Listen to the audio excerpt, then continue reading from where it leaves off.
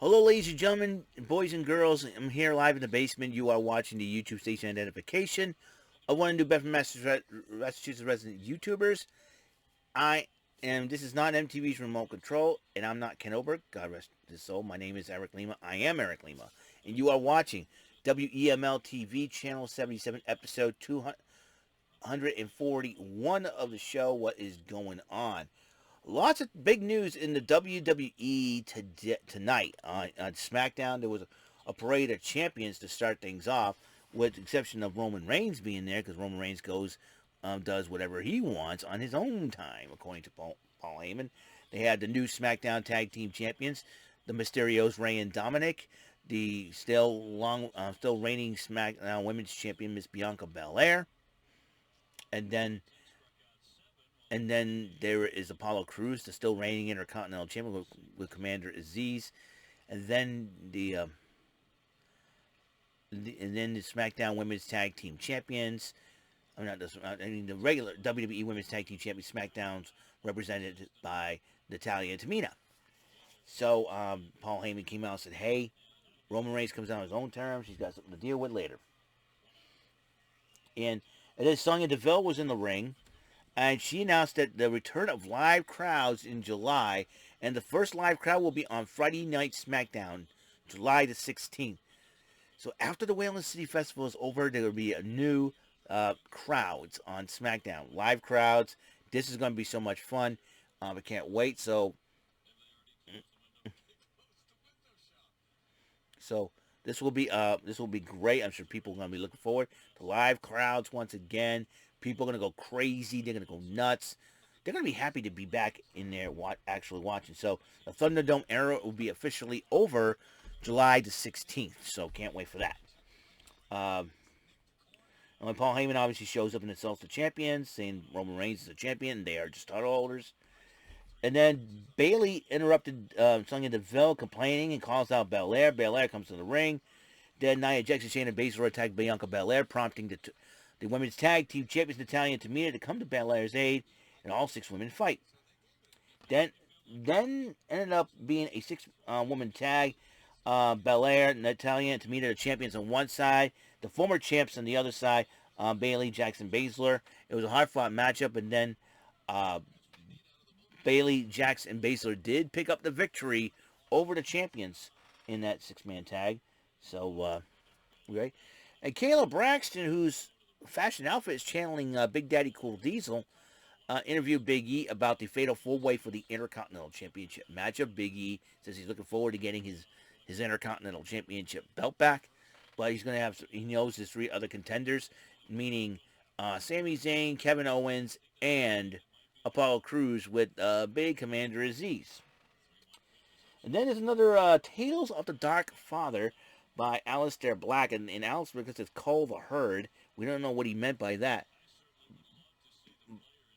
But this will be interesting to see where Aleister Black's character is going to go. As you know, a lot of things are happening with that character. And then King Corbin went one-on-one with Shinsuke Nakamura. Before the match started, though, he addresses what Shinsuke Nakamura was doing with his crown, including Shinsuke Nakamura hanging out with his cat. He's a cat guy. That's pretty cool, you know. And Shinsuke's a cool dude, right? And then all of a sudden, as King Corbin was talking, you hear Rick Boogs makes his debut. I mean, he was the Night Panther, Joseph Average, but Rick Boogs makes his debut playing Shinsuke Nakamura's theme song on the guitar. I'm like, he was shredding it too. I was like, what? You got Pat McAfee. I like Rick Boogs. This Rick Boogs, you know, the Boogs Cruise is now coming to SmackDown. And if that's the case with any live show, a lot of people are going to be doing the air guitar shredding, that's for sure. And I'll tell you what, I'm excited about Rick Boogs. And if him and Shinsuke Nakamura are going to be a team, I'll tell you one thing right now. If I were all the other tag teams in SmackDown, watch your backs, because these 2 boys, they ain't playing around. That's for sure. Yeah, I got to get rid of this 5 o'clock shadow, man. So, anyways, a little gray on his hairless. I don't know what that's all about. So, anyways, introduces Shinsuke Nakamura. when he did that, I'm like, oh my gosh. Rick Boogs, man. Rick Boogs. Uh, and then and during the matchup, Rick Boogs did his little Shinsuke Nakamura theme on there, and Shinsuke picked up the victory over King Corbin. Hey, I say this, Rick Boogs and Shinsuke Nakamura, I say this, by the end of next year, they will be the SmackDown Tag Team Champions. I guarantee that is going to happen. Yeah, excuse me, if you want to know what's the background sound. The Red Sox are playing against the Phillies in interleague play. Right now, they're leading 11-3, bottom of the ninth. The Phillies are up, and Andrew McCutchen is up. So, and they got 2 outs, so Andrew McCutchen could be the last out. So, back to that. So, Rick Boogs is on at Boogs. So, Rick Boogs, okay. And Jimmy Uso was talking to Sonya Deville about him and his brother getting back in tag team competition, and they want the Street Profits. And they say, well, and so Sonya Deville says, well, we need to find a plan for this. So next week, Usos, Street Profits. That's going to be a first matchup that is going to happen. Can't wait. Can't wait for that matchup. So Deville made a match with Roman Reigns, Jey Uso, and Paul Heyman didn't arrive at the Thunderdome. They're probably going to address Jimmy Uso in that situation. And then before that happens, Kevin Owens was in the backstage addressing the Fatal 4-Way for the Intercontinental Title. And so Roman Reigns told Paul Heyman to celebrate him, acknowledge him as tribal chief, head of the table, and then he goes, Paul Heyman says, anything else you like to do? He goes, get Jimmy Uso out here, get my cousin out here. He says, get Jimmy Uso and get Jimmy Uso's fans now. Is this the last out? Is this the last out? Oh! Danny Santana. Welcome back. Anyways. So, I thought Danny Santana would catch that at the end of the game. But, so they're trying to get Jimmy Uso out there. Then Cesaro interrupts, says, and Roman Reigns, what are you going to do? Want me to break your other arm? He goes, don't worry about that. I'll be fine. How about this? You and me for the title at Hell in a Cell. He's like, really? We want to do this again? Before Cesaro even wants to win the ring and get into Reigns' face, Seth Rollins blindsides Cesaro once again. But Cesaro was taken out on a stretcher, and Seth Rollins was yelling at him while Megan Morant attempted to interview him. So, anyways. So the Mysterios did arrive at the Thunderdome, and then Dominic Mysterio went one-on-one with Robert Roode. Robert Roode's telling him that you're riding off your father's coattails, blah, blah, blah, blah, insulting the family. But in the end, Dominic Mysterio did pick up the victory over Robert Roode. And, ooh. Ay. Andrew McCutchen can hit, that's for sure. But then, the Uso brothers talked about their match, and then Jey Uso goes, I got to talk to Roman about this. You did this without my knowledge, without my permission. And so Jey Uso talked to Roman Reigns about it, and then I think Roman Reigns whispered something to Jey Uso. We don't know what it is. So the Street Profits addresses the Usos, making fun of them, calling them the Luigi and Mario type of deal. So anyway, but the Usos and Street Profits, I'm all for it. Let's see what these bad boys can do. First time they're going to face each other. And then Caleb Braxton interviews Sami Zayn, who's been running his mouth, as usual, about the stupid conspiracy that he thinks he has. Blah, blah, blah, blah, blah, blah, blah, blah, blah, blah, blah. Yeah, Sami Zayn, he's an idiot. Anyways, he can wrestle, he can fight pretty good, but he keeps and yes, sirree. Beautiful, beautiful win. Thank you very much, and have a great and wonderful night there, Red Sox. Red Sox win, 11-3. Beautiful, beautiful, beautiful. And then he was the first one to come out. Then Kevin Owens, then Big E, then Apollo Crews with Commander Aziz and that big stick of his. This match was crazy, crazy matchup. The Fatal 4-Way for the Intercontinental Championship. Very prestigious championship that Intercontinental title is. And everybody went all over the place. They went at it. Commander Aziz got involved. It was nuts. It was insane. Move for move, punch for punch, and everything else. No disqualification, no count out. Everybody went wacky in this matchup. But But what happened in the end? Aleister Black finally arrived and hit Big E with the Black Mass when Big E was about to finish up Apollo Crews. Apollo Crews pinned Big E. Apollo Crews is still the Intercontinental Champion, thanks to Aleister Black. As Aleister Black found his first target returning to the ring in Big E. maybe this is going to be a very interesting situation. Aleister Black and Big E. That's going to be a matchup we're waiting for. By the way, Ever Rise. I'm a friend of the show. Ever Rise rules. Anyways. And then 205 Live, the Battle of Newcomers, Asher Hale versus R.A. Sterling. Heck of a matchup. The Cruiserweights always put on great matches. If you haven't checked out 205 Live, I suggest you do so. Because they're part of NXT. NXT's got some great talent. You know, great talent, top to bottom, men and women's division. As you know, there were some releases that happened this week. One of them was, two controversial releases. One, Drake Wirtz, the referee, and the other, Velveteen Dream. And that was two big releases.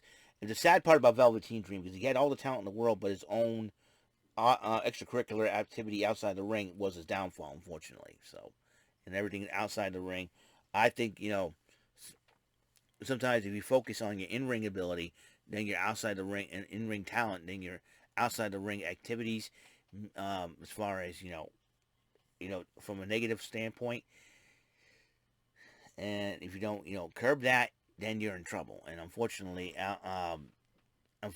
for Velveteen Dream, that happened.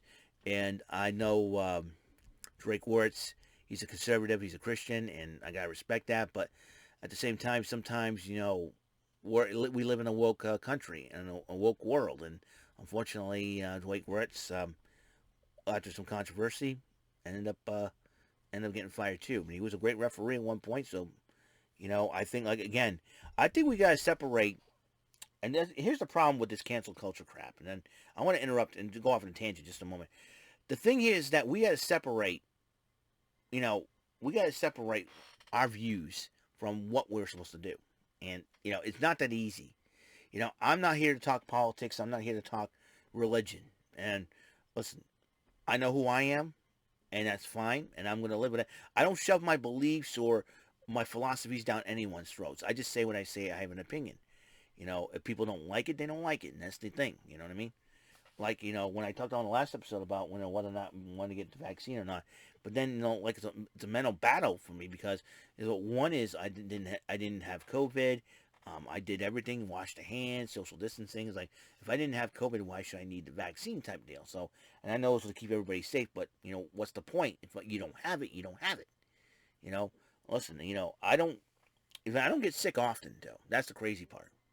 That's the crazy part. So, anyways, now a lot of people, and sometimes, if people don't like it, people don't like it. And nowadays, we're all in a mindset of cancel culture, which I personally am sick and tired of, to be honest. And all of a sudden, well, let's cancel this guy because he believes in this, and this, and I'm like, hey, you want to cancel me here? Cancel yourselves, block, that type of deal. I get picked on about a lot of things, but I'm at that point where we're saying, you know what, enough, okay? I have my opinion, you have your opinions, but guess what? I don't want your garbage on my social media feeds. Block. Yeah, you don't like any of my content? Block. I solve your problems. Simple as that. I solve people's problems. If people don't like my videos and they don't like my content, all I gotta do is block. There you go. I solved your problem. There you go. You're welcome. You know what I mean? And anyways. Yeah, so I got off on a tangent. I was talking about WE releases and then two of the most controversial ones, and then I do apologize. Let me focus back on track here. It was Asher Hale, R.A. Sterling was a heck of a matchup. Like I said, these superstars from NXT, they put on great matches from the men to the women, the tag teams, and all that. R.A. Sterling did defeat Asher Hale in the end. And then they had the second matchup, and this is my favorite team, Ike Manjuro and August Gray. August Gray, I did see him live fighting before he even made it to the WWE. He was known as Anthony Green. He teamed up with Ken Zagami, known as the Cam and Connection, for Top Rope Promotions a few years back when it was the Whalen City Festival that had him, and it was really cool seeing and for him to succeed and come to the WWE, and that's really really cool. And So, I see a lot of future superstars of the WWE. I think that 1999, the first time I saw Sasha Banks, who was known as, I think she was known as Mercedes back then. Um, when she had wrestled under her real first name Mercedes, I think, and she was right. I think she was really young, 1999. I'm not so sure. When I first started going to the WEML-TV Festival solo, and that means I get to go because since I got my license in '99, so I also got to see Mike Bennett, succeed as well. Oni Lorcan, he was known as BK Jordan or Biff Busick. Uh, Matt Taven, I seen. Um, it's like Alicia Edwards, Impact Knockout. Um, oh my, who else? I've seen. I got pictures. I got definite pictures, and I've seen those superstars. I've watched them from locally from the Wednesday Festival, and then come out some of the big stars like Alicia Edwards. Big Impact Knockout, Impact Knockout star, totally awesome there. Um, Anthony Green becoming August Gray in the WWE. Biff Busick becoming Oni Lorcan, that was huge. Matt Taven in Ring of Honor. Um, Mike Bennett or Mike Kanellis succeed as well, and so it's great to see that. And it's like I know that guy.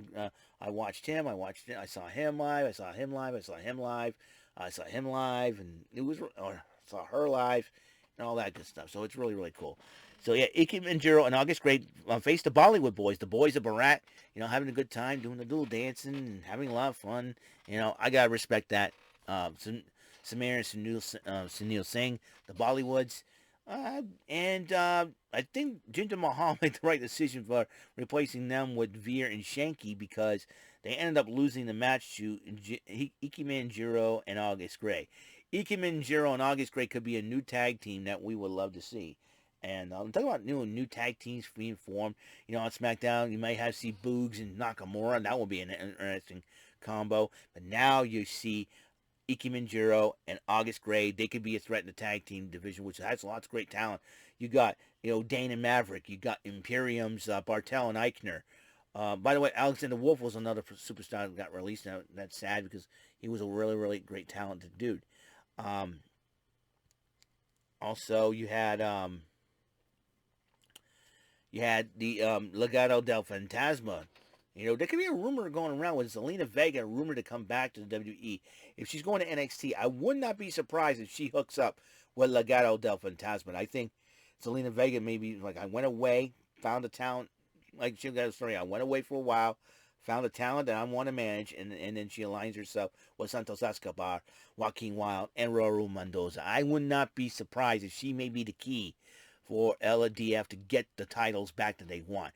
Escobar, I'm sure he's seeking after Kushida for the Cruiserweight title. And Legado del Fantasma, that would be the team of Wild and Mendoza, would be tag team champions over MSK. Who knows for sure what is going to happen. I wouldn't put it past me for the WWE to do something like that. I know we have not seen Io Shirai in action for quite a while. She's resting up, and the rumor has it that she and Evil, her fiance, over in Japan, his real name Takaki Watanabe, has split up, called it quits. And, I think EO is going to be focused. What irks me? It's like everybody finds out about EO being single. Oh, baby, I love you. And I love EO too. And but I ain't going to go that far. I mean, if EO's not going to date me, I'm not worried about that. Is all the other simps out there. EO's not going to date you. I know, listen, dudes, EO's not going to date you. She's not going to be with you. Don't worry about it. You know what I mean? I like EO. I love EO. She's one of my favorites. And who knows? She'll be up the main roster, teaming up with Asuka. Who knows for sure? Anything is possible in this case. Asuka and EO do have a lot of history with each other as 2/3 of the Triple Tails team, along with EO's sister Mio Shirai. I can see the WWE side EO's sister and can be the manager of both Asuka and EO. That could be something I would like to see.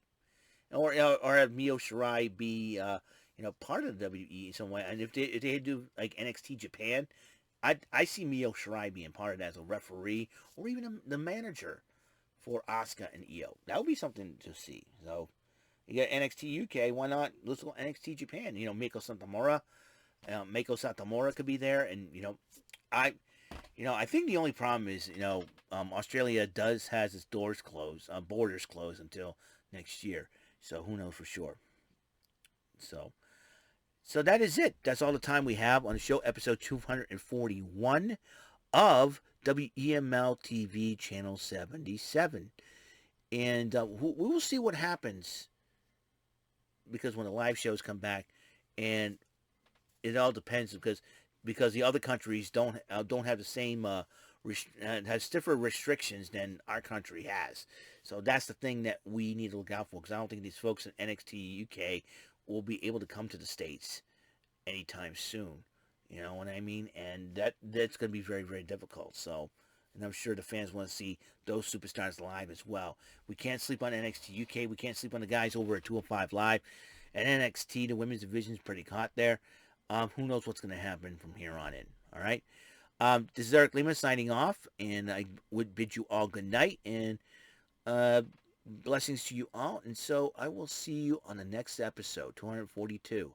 Remember, that format I had on the last episode will start next week.